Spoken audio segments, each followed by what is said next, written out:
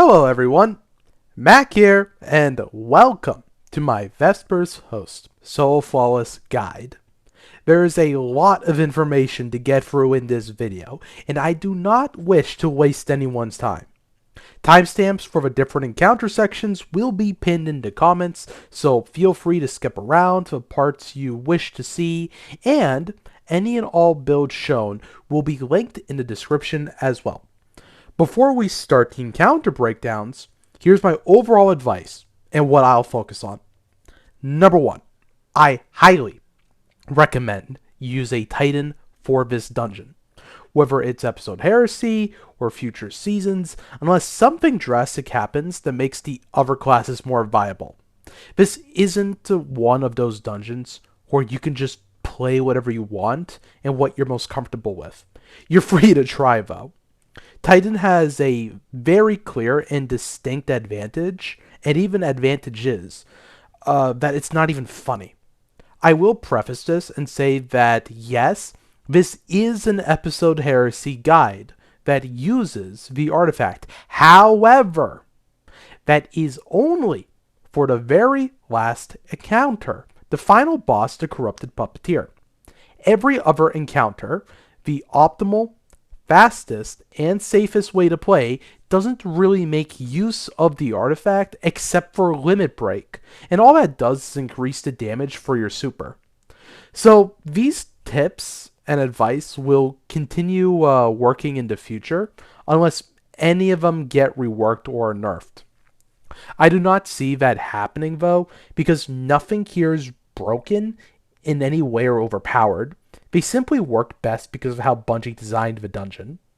The final tip I will say before I start the breakdowns is please use Risk Runner.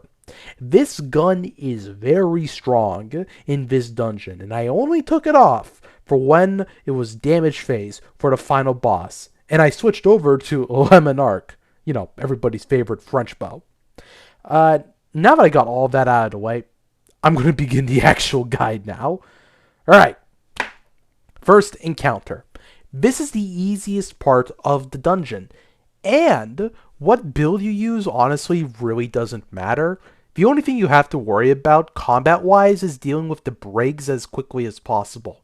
There are only 2 real threats that can end your run here, and that is either falling off the map because you're carrying the nuke ball, or you screw up memorizing which panels you need to shoot.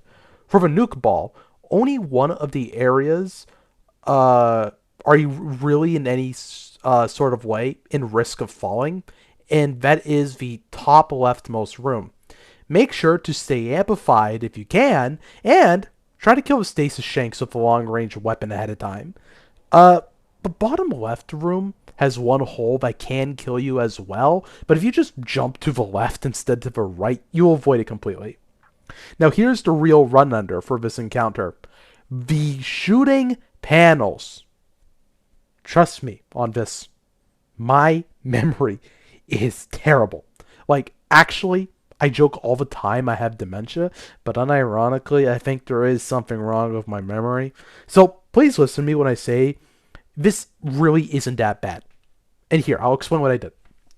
Each of these rooms have 6 panels, and you need to shoot 4 of them, leaving 2 of them touchless. Instead of memorizing which ones you need to shoot, instead memorize which ones not to shoot. It's much easier memorizing 2 panels instead of 4. The way you denote them doesn't really matter, it's whatever works for you. If you wish to assign them numbers, then go ahead. As for the build that I recommend you use, it is on screen right now.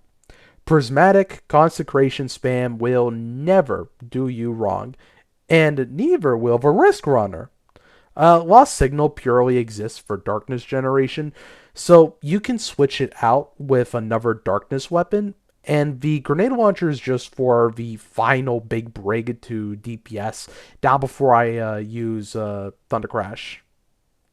Oh, yeah, by the way, Thunder Crash is for the breaks. It will basically one-shot kill them this season because of Limit Break on the artifact. For future seasons, I'm not sure if it'll one-shot kill. It probably still will, but if it doesn't, the Grenade Launcher will be enough to finish it off. Oh, by the way, this grenade launcher roll you literally get from Banshee for free if you complete this dungeon just once.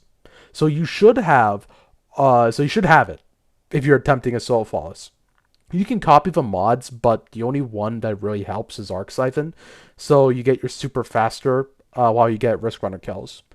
If you follow everything here, this encounter will literally be a cakewalk. Alright, now as for the next part. The Servitor Maze. So here, I'm going to be switching over to a build that I'll actually be using for the second encounter, which is right after this.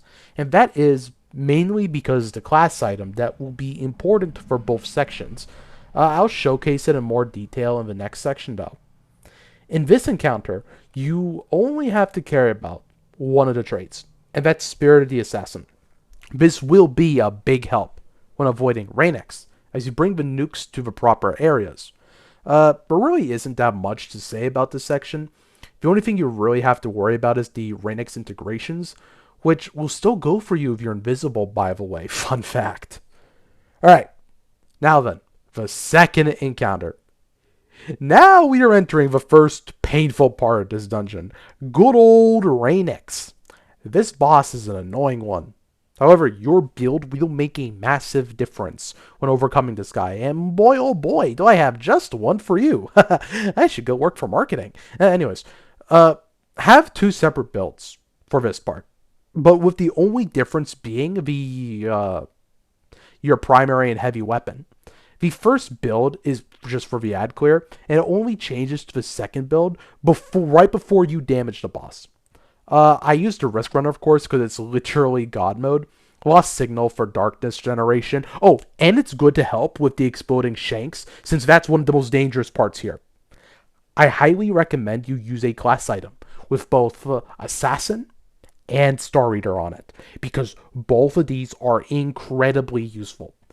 Assassin will make the job of suppressing Raneiks so much easier with no risk of death, and Star Reader will make the super you're using do much more damage, to the point where instead of like you 4-phasing him, it'll be a very easy 3-phase.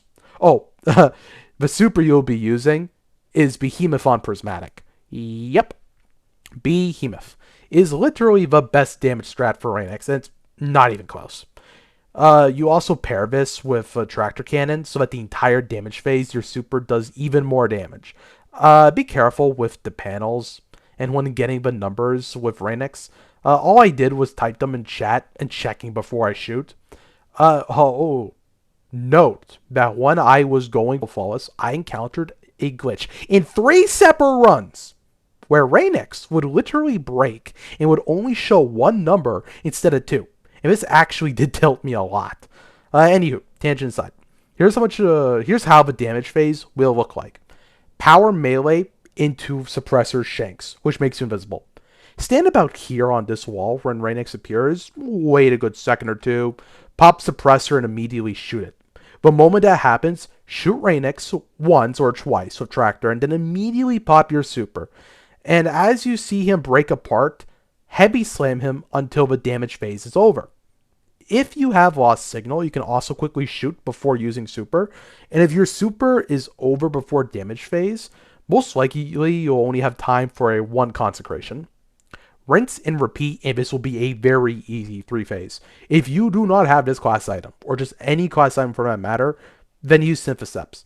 However, just be aware, you will have to be much more careful of Raneiks when you're close to him, and it will be a 4-phase if you do everything right. Alright?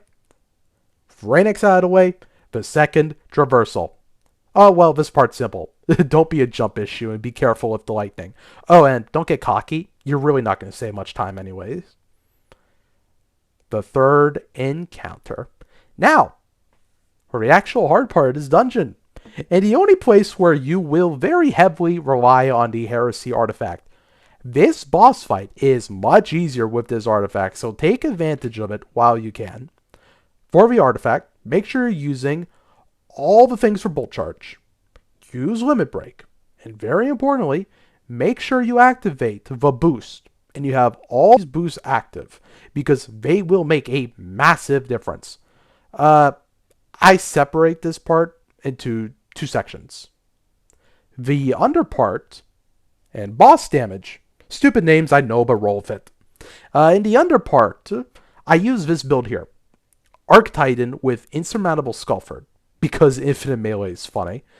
Risk Runner, of course, because it's the carry goat. And I use a Void Machine Gun Commemoration because, yep, that's right. This is going to be the weapon you use later. Use a rocket sidearm in your kinetic slot. I recommend Tenacious with Chill Clip. And if you don't have that, well, you are not in luck because Iron Banner is not active, and I think it's only going to be active one more time this season. So if you don't have Tenacious, then you can just use a V-Call, which you probably do have. The sidearm is just for killing the radiation clones very quickly. Now then, the part where you have to watch out for are the panels and the radiation.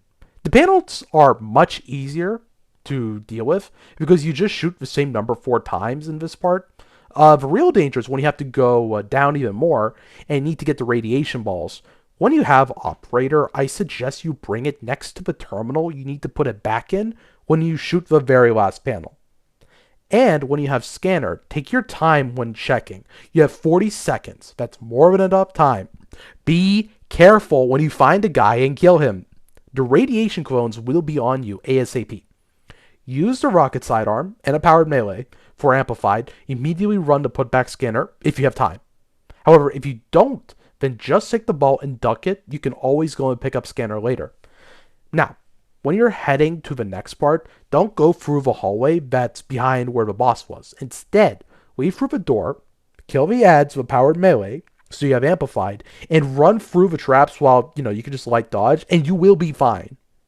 When in the next room, rinse and repeat. The only difference is that the second time, you do not need to worry about putting Scanner back into terminal. Just pick up a nuke and dunk it. Now then, it's time to talk about the boss fight. Well, for this, make sure you switch builds to the other Arc Titan. Use Carius of the Falling Star. Yes, that's how I call it. Bite me. Use Lemon Arc and Commemoration, and there isn't really any armor mod that's needed. It's the artifact mods that make the real difference. Before you go up to the boss, I highly suggest putting down a barricade and getting Bolt Charge ready. Trust me, when you go up there, this will do nutty damage with your instant Thunder Crash, which will be the very first thing you do, by the way. Right after you T-Crash her, go to this cheese spot right here, plop a barricade, and beam her down. You can use either your machine gun or a bow. However, something to bear in mind is that if you use the bow more often, you should be able to barely get 3 Thunder Crashes off in the whole damage phase. I will try to do this when I go for my own Master Soul Flawless run when it comes back around.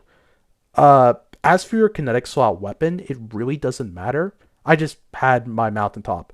The real thing that will kill you here is when you're going for the nuke ball. Honestly, in my run, I wouldn't kill the clone beforehand. I would just kill it when I can no longer DPS boss. It's literally as easy as turning to the right, mountaintop, hipfire, bow, power melee, then you amplify run to the safe room. Just be hopping around like a little bunny when you do this to avoid lightning.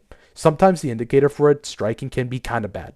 Now then, when you're allowed to leave the safe area, you could stay at the entrance and fire at the boss. However, you will lose a lot of damage potential if you do this because clones will get in your way and in general just really bad angles.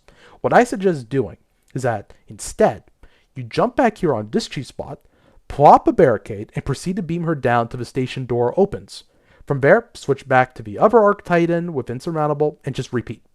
If you do this properly, it will be a very easy 3-phase. And congratulations, you are done.